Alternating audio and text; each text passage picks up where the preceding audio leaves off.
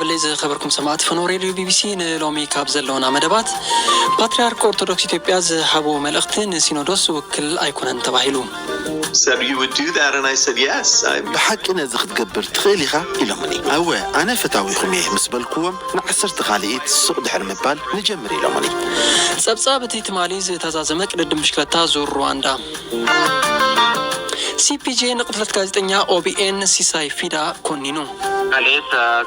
كماليو أبا أفدق جزو تقتلو ساعات كملي من بارو كوانتا زي الرقاقزكو مشيت كباب ساعات الشعاتين فلويلو أمريكا أبا كرنا أفريكا أمباسادر جيفري فيلتمان ناب إثيوبيا أتيو زبلن كالن حاد سرسيناتون كهلو أنايو كحسايتو اللفراني مكتالكم بخبر أقدم ፓትርያርክ ኦርቶዶክሳዊት ቤተክርስቲያን ኢትዮጵያ አቡነ ማትያስ ብዛዕባቲ ኣብ ትግራይ ዝቕፅል ዘሎ ኩናት ኣመልኪቶም ንፈለማ እዋን ኣብ ዘመሓላለፎ ብቐዳማ ብዝተዘርግሐ መልእኽቲ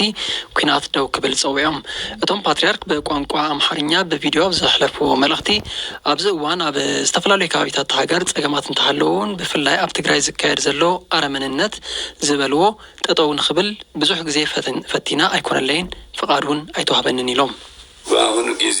በሀገራችን በኢትዮጵያ አብዝዋን አብ ሀገርና ኢትዮጵያ ብፍላይ ድማ ክልል ትግራይ ዝግበር ዘሎ ናይ አረመንነት ተግባር ደው ክብል ብዙሕ ግዜ ድምፀይ ከስምዕ ፈቲነ ፍቃደይ ተዋህበንን እዛረብ የትርፍዎ ክሳብ ሕጂ ዝኾነ ፍቃደይ ተረኸበን ኩልኩም ወገናትና ክትፈልጥዎ ዘለኩም ኣብዚ ዘሎ ፀገም ናተይ ፀገም ዝፈልጦ ኣነ እቲ ፀገም ኣብ ኦሮሚያ ቤንሻንጉል ሸዋሮቢትን ካልእን ኣብ ኩሉ ከም ዘሎ ርዱ እዩ እቲ ኣብ ትግራይ ዝፍፀም ዘሎ ግና ዝኸፈ ጭካነ ዝተመልኦ ዓለሙን ዝፈለጦ እዩ ሰባት ይሞቱ ኣለው ደቂ ኣንስትዮ ይዕመፃ ኣብ ቃንዛ እንዘለዋ አብያተ ክርስቲያን ያዓንወለው ኣብ ማርያም ደንገላት ከሙን ኣብ ቀጽር ቤተ ክርስቲያን ጸሎት ወዲኦም ክወጹን ከለው ተጨፍጭፎም ስለምንታይ ንህዝብ ትግራይ ከጽንትዎ ከም ዝደለዩ አይርዳንን ናይ ህዝብ ትግራይ ጸገም አይኮነን መላ ዓለም ነዚ ክፈልጥ የድሊ ነዚ ድምጽ ቶም ፓትርያርክ ኣብ ዝሓለፈ ወርሒ ኣብ ኢትዮጵያ ቀሪጹ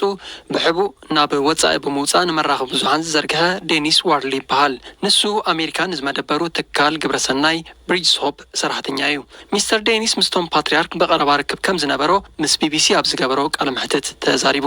well my wife and I have been working up in ኣነን በዓልቲ ቤተይን ዝሓለፈ 11 ዓመታት ኣብ ከባቢ ትግራይ ክንሰርሕ ጸኒሕና ናይ መሪሕነት ስልጠና ብምሃብ ኣብ ሕብረተሰብ ዘተኮረ ምስ ልምዓት ዝተኣሳሰሩ ጉዳያት ንሰርሕ ኣብ ቀረቡ እዋን ናብኡ ዝኸድናሉ ብምኽንያት ኩናትን ምጽናት ዓሌትን መሓዙትና ክንሕግዞም ስለ ዝሓተትና እዩ በዓልቲ ቤተይ ካብ ስምባደ ንምፍዋስ ዝሕግዝ ስልጠና ትህብ ነይራ ጾታዊ ዓመፅን መቕተልትን ዝኣመሰለ ዝገጠሞም ሰባት ካብ ጥቕልውላው ክወፁ ዝሕግዝ ስልጠና ትህብ ነይራ ኣብኡ ንሓደ ሰሙን ሓጊዝናዮም ካብኡ ክንፋኖም ከለና ነቶም ፓትርያርክ ምርካቦም ጽቡቕ ምዃኑ ነጊሮምና ምስቶም ፓትርያርክ ነዊሕ ጸንሐ ምሕዝነት ነይሩና እቶም ኣብ ትግራይ ዝረኸቦም ሰባት ነቲ ኣብ ትግራይ ዝረኣዮ ነቶም ፓትርያርክ ነግሮም ከም ዝሓተትዎ ዝነግር ሚስተር ዴኒስ እቲ ኣብ ትግራይ ዝረኣዮ ካብቲ ኣብ መራኸቢ ብዙሃን ዝዝረብ ዝኸፍአ ምዃኑ ይገልጽ And so I went and sat with him on the 26th. እስራሽዱሽን ሚያዝያ ተረኺብና ተዘራሪብና እቶም ፓትርያርክ ብልክዕ ዝረኣኽዎ ሓቲቶምኒ እቲ ዝረኣኽዎን ሰማዕኹን ነጊረዮም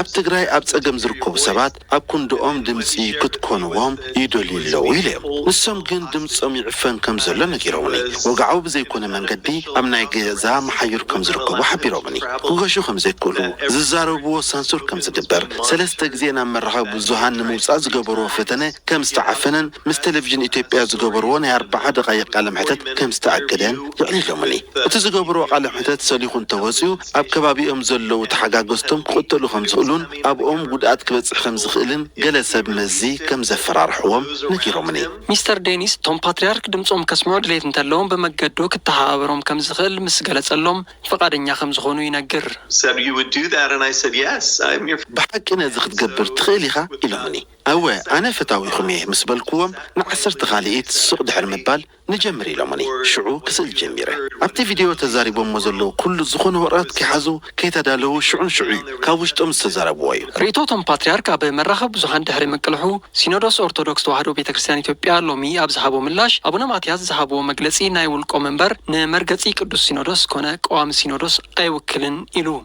مجلسهم باتريارك نعجبا بسرارها أتي قدوس سينودوس زي تكتلن كاب أفلطوت سينودوس وزايز تجبرن مخانو والناس حفت سينودوسن ناي سيداما حجر سبكت لك أباباسن أبونا يوسف جليتهم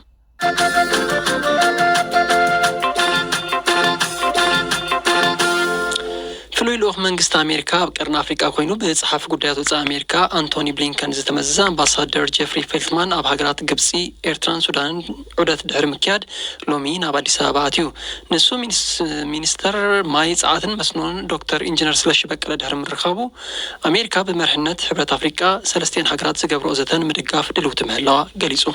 ካብ 4 ክሳብ 13 ጉንበት ናብ ሃገራት ግብጺ ኤርትራ ሱዳንን ኢትዮጵያን ዑደት ከም ዝገብር ዝተገለጸ ኣምባሳደር ጀፍሪ ፈልትማን ዑደቱ ብግብጺ ብምጅማር ምስ ፕሬዝዳንት ዓብደልፋታሕ አልሲሲን ካልኦት ሰመዝቲ ሃገርን ተራኺቡ ነይሩ እዩ ኣብ ርክቡ ብዛዕባ እቲ ሃገራት ኢትዮጵያ ግብጽን ሱዳንን ዘሰሓሕብ ዘሎ ዓቢ ግድብ ህዳሴ ብምዝታይ ፕሬዝዳንት ጆ ባይደን ተኣፋፊ ጉዳያት ኣብ ምርጋዕ ዕቱብ ምባሉ ማዕከናት ዜና ግብጺ ያቃሊሐን ኢትዮጵያ ነቲ ጀሚራቶ ዘላ ማይ ናይ ምምላእ መስርሕ ክትቅጽሎ ምዃና በተደጋጋሚ ክትገልጽ ምጽናሓ ይፍለጥ ግብጽ በወገና ኢትዮጵያ ነቲ ናብ ግብጽ ክበጽሕ ዝግብኦ ማይ ዘጉድል ስጉምትን ተወሲዳ ሸለል ከም ዘይትብል ከተጠንቀቕ ጸኒሓ ብሽድሽተ ጉንበት ናይ ግብጽ ዑደት ዝዛዘመ ኣምባሳደር ጀፍሪ ፈልትማን ኣብ ተመሳሳሊ መዓልቲ ናብ ኤርትራ ብምቕናዕ ምስ ፕሬዝዳንት ኢሳያስ አፈወርቂ ተራኺቡ ከም ዝተዘራረበ ሚኒስትር ዜና ኤርትራ ፍሊጡ ነይሩ ኣብቲ 4 ሰዓታት ዝወሰደ ርክብ ፕሬዝዳንት ኢሳያስ ኤርትራ ነቲ ኣብ ቀርኒ ኣፍሪቃ ዘሎ ጸገማት ንምፍታሕ ኣብ ዝግበር ጻዕርታት ምስ ኣሜሪካ ክትተሓባበር ድልውቱ ምህላዋ ኣስሚሩሉ ክብል ኣቶ የማነ ገሊጹ ነይሩ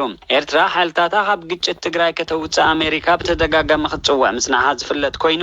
ኤርትራ ብወገና ኣብ ዝሓለፈ ሰሙን ኣብ ዘውፅኣቶ መግለጺ ምስ ኣሜሪካ ብንጡፍ ጽምዶ ክትሰርሕ ምጽናሓ ብምብራህ ፖሊሲታት ዝሓለፉ ምምሕዳራት ኣሜሪካ ኣብቲ ዞባ ኣሉታዊ ሳዕቤናት ነይሩዎም ክትብል ከሲሳ ነይራ ዓርቢ 7 ግንቦት ናብ ሱዳን ዘምርሐ ኣምባሳደር ጀፍሪ ፈልትማን ኣብ ሱዳን 3 መዓልታት ብምጽናሕ ምስ ቦምበር ሉላዊ ቤት ምክሪ ሱዳን ጀነራል ዓብደልፋታሕን ምስ ቀዳማይ ሚኒስተር ዓብደላ ሐምዶግን ካልኦት ሰመዝታ ሃገርን ከም ዝተረኸበ መንግስታዊ ማዕከን ዜና ሱና አቃሊሐ ኣምባሳደር ጀፍሪ ፈልትማን ምስ ሰመዚ ሱዳን ዓቢ ግድብ ህዳሴ ወጥሪ ሱዳንን ኢትዮጵያን ኣመልኪቱ ከም ዝተዘራረበ ተገሊጹሎም ኢትዮጵያን ሱዳንን ብጀካ ዓቢ ግድብ ህዳሴ በቲ ኣብ ምብራቕ ዞባ ገዳርፍ ዝርከብ ልሙዕ መሬት አልፋሸጋውን ኣብ ምስሓብ ኣትየን ይርከባ ሱዳን ነቲ ኢትዮጵያ ሒዛቶ ነይራ ዝበለቶ ቦታታት ወርሒ ታሕሳስ ከም ዝሓዘቶ ክትገልጽ እንከላ ኢትዮጵያ በወገና ዘተን ክጅመር ሱዳን ናብ ቅድሚ ወርሒ ታሕሳስ ዝነበረቶ ቦታ ክትምለስ እያ ትጠልብ ኣምባሳደር ፈልትማን ሎሚ ኣብ ኢትዮጵያ ኣትዩ ከም ዘሎ ተፈሊጡሎም ኣብ ኢትዮጵያ እውን ጉዳይ ቅልውላው ትግራይ ጉዳይ ዓቢ ግድብ ህዳሴን ምስሓብ ሱዳንን ኢትዮጵያን ኣመልኪቱ ክዛተ ምዃኑ ትጽቢት ይግበር ተስፋ ለማርያ ዘቕረቦ ጸብጻቢ ነይሩ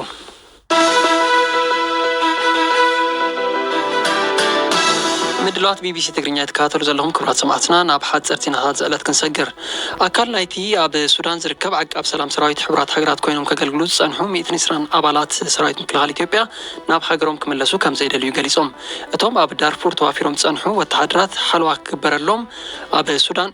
ዕቁባ ክወሃቦምን ከም ዝሓተቱ ውድብ ሕብራት ሃገራት ኣፍሊጡሎም أبومبر ودب فدراليست كونغرس أورومو بروفيسور مرارا غودينا اتنسو زمرحو ودب كابتي لوم زبن زكايد شارشاي حقراوي مرجع إثيوبيا رئيسو مقلالو آيات تعسنانيلو كاب منقصغاس تمحارو جميرو نلعلي 5 عمتات بوليتيكا إثيوبيا كساتف سنحة بروفيسور مرارا ودبو كابتي أبز قرب أوان كايد توتين زلو مرجع بناي منقص تساطي كامزوز تزاريبو كدان تقوم تودبات دوب السودان أبتكر توتين زلو زرب سلام كم زي ساتف أفليتو منجستن حدا قبل علوت مرحتو كم زقتلا دحر مخصاصو نتي سبقمتي كم زوسدو جليسو مالو أتي أب روما كايت تمديبو زنبرة زرب كاثوليكاي بيتا كريستيان زي تود بينيرو لأني كل 250 مليون دولار زودان بوتسوانا زامبيان زرخب دلدل لوم تمرقو أتين فلك زامبي زساجر 1 كيلومتر زنوحاتو دلدل أما نقول خلتين هاجرات نزهلو نقدي كدم تثبيتي يقبرلو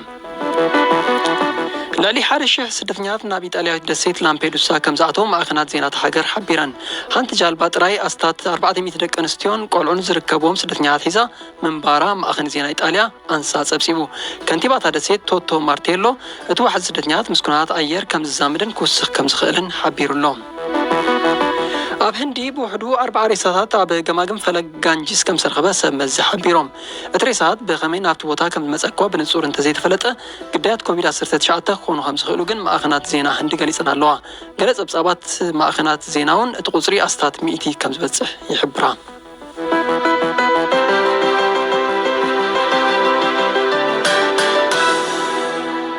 ትማሊ ኣብ ዞባ ቀሌም ወለጋ ከተማ ደንቢዶሎ ጋዜጠኛ ኦሮሚያ ብሮድካስቲንግ ኔትወርክ ኦቢኤን ሲሳይ ፊዳ መንነቶም ብዘይተፈልጡ ዕጡቃት ከም ዝተቀትለ ከንቲባ ከተማ ደንቢዶሎ ንቢቢሲ ሓቢሩ። ጋዜጠኛ ሲሳይ ፊዳ ኣብ ዞባ ቀሌም ወለጋ ኣዋሃዲ ኦሮሚያ ብሮድካስት ኔትወርክ ኮይኑ ዝሰርሕ ዝነበረ እዩ። ከንቲባ ቶሎሳ ኩምሳ ንቢቢሲ ኣብ ዝሃቦ ሓበሬታ እዚ ዝስዕብ ኢሉ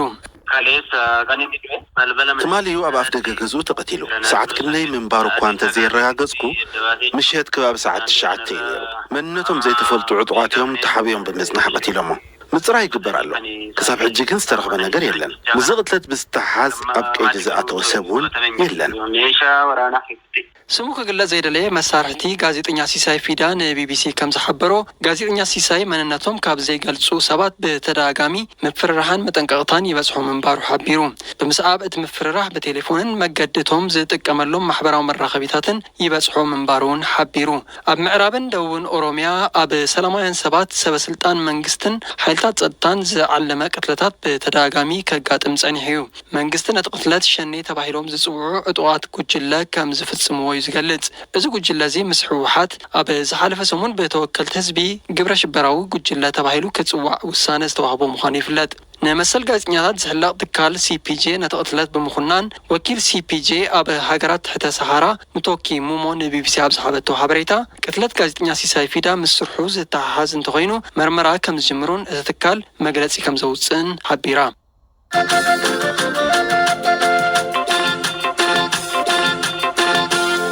ካብ 2 ግንቦት ክሳብ 9 ግንቦት ን8 መድረኻት ዝተኻየደ ዙር ሩዋንዳ ትማሊ ብዓወት ስጳኛዊ ተቐዳዳማይ ፈረንሳዊት ክለብ ዳይሬክት ኤነርጂ ክርስቲያን ሮድሪገዝ ተዛዚሙ። ብሓፈሻ ኣብቲ ንልዕሊ 913 ኪሎ ሜትር ዝሸፈነ ውድድር ኣባል ሃገራዊት ጋንታ ኤርትራ ናሆም ዘርኣይ ዝበለጸ ተቐዳዳማይ ኣፍሪቃ ብምዃን ተዓዊቱ። ብሓፈሻ እቲ ውድድር ከመይ ነይሩ? ሃብቶም ወልደ ዮሃንስ ዘዳልዎ ተስቶሎ ኣብቲ ናይ 2.1 መለክዒ ዘለዎን መበል 13 ግዜ ዝተኻየደ ዙር ሩዋንዳ 2021 ኣብ 15 ጋንታታት ዝተጠርነፉ 75 ተቐዳደምቲ ተሳቲፎም ብኣሰልጣኒ ሳምሶን ሰሎሞን እትእል ሃገራዊት ጋንታ ኤርትራ ሲራክ ተስፎም፣ ሰለ ወልደ ሚካኤል፣ ናሆም ዘርኣይ፣ ማሕርቲ ወልደን፣ ቶማስ ጎይቶኦምን ንሃገራዊት ጋንታ ኤርትራ ብምውካል ከምኡውን መትከል ኢዮብ ምስ ጋንታ ትሬንጋን ብምዃን ኣብዚ ውድድር ተሳቲፎም። እታ ኣብ ዙር ሩዋንዳ ዓብላሊ ስምን ናይ መድረኽ ዓወታትን ሰነደት ሃገራዊት ጋንታ ኤርትራ ሎሚ ዓመት ኣብቲ ውድድር ዝኾነ ናይ መድረኽ ዓወት እኳ እንተዘይመዝገበት ኣብ ሓፈሻ ውፅኢት ኣብ ብጫ ማልያ ናሆም ዘርኣይ ካብ ተዓዋቲ ዝዓመት ስፓኛዊ ክርስቲያን ሮድሪገዝ 1 ደቂቕን 37 ካሊእ ድሒሩ ታሻዓይታር ተሒዙ ዛዚሙ።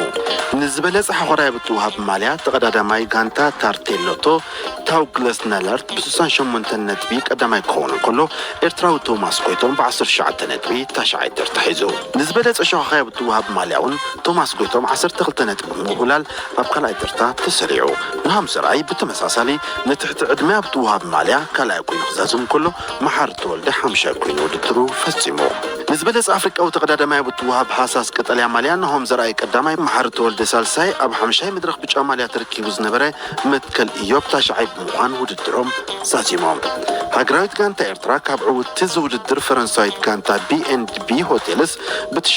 ደቂቕ ድሒራ ሻድሸይቲ ኮይና ውድድራ ዛዚማ። ዙር ሩዋንዳ 2020 ናትናኤል ተስፋፅን 2019 መራዊ ቅዱስ 2010 ከዓ ዳንኤል ተኽለ ሃይማኖት ከም ዝተዓወትሉ ይዝከር። ኣብ ተመሳሳሊ ዜና ተቐዳዳማይ ጋንታ ኮፊደስ ናትናኤል ብርሃኔ፣ ተቐዳዳማይ ጋንታ ትሬክ ሳግፍሮዶ ኣማኒኤል ገብረእግዚኣብሔርን ዕዉት ዙር ሩዋንዳ 2020 ናትናኤል ተስፋፅን ምስ ጋንታ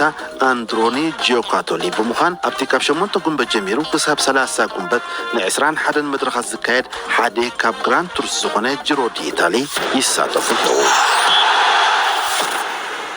ክቡራት ሰማዕትና ንምሸት ዝበልናዮ ምድላዋት በዚ ተፈጺሙሎ ፈነውና ኣብ ሓፂር ማዕበልን ኣብ ሳተላይትን ይመሓላለፍ እዩ።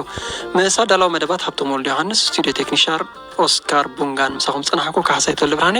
ጽባሕ ኣብ ተመሳሳሊ ሰዓት ብኻልእ ተስቶ ይራኽበና ሎኣም ለይቲ